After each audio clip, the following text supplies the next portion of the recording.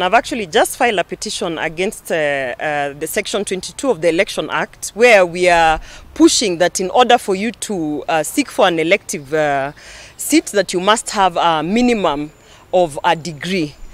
You know, in itself, this is very unconstitutional, because every Kenyan citizen has a right to vote, and every Kenyan citizen has a right to be voted.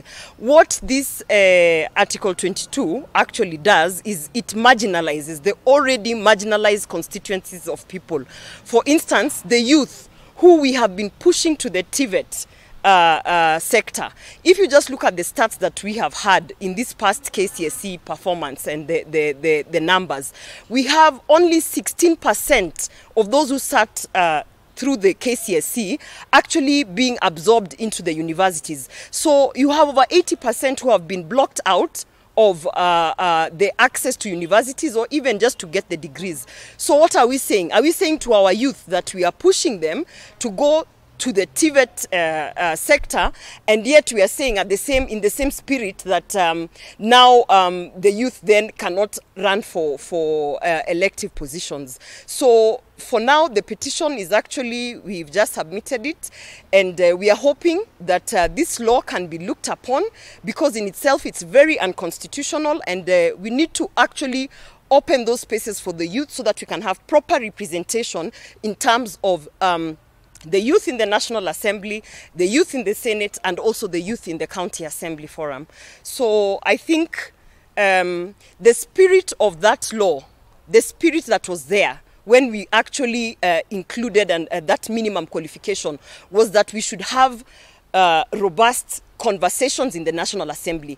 The spirit that was there was that we have to put a minimum qualification so that whoever is being voted in as an elected leader to represent the people can be able to, you know, have some, let's say, solid debates. And in order for you to do that, you don't need a degree. What you need actually is to be able to speak and understand our national languages, which is Swahili and English. And also what you need is to be able to have analytical thinking and the competencies such as citizenship.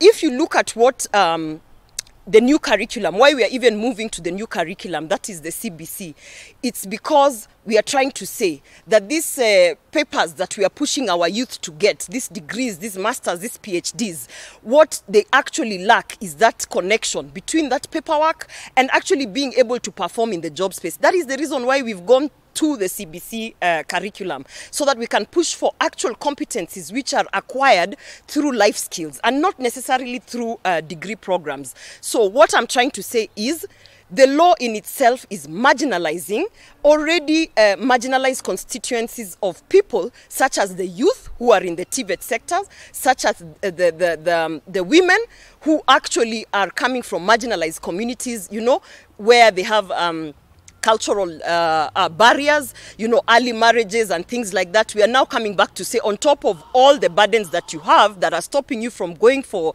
this higher education, now we are going to actually completely take you off of the table to represent your people as women and as youth.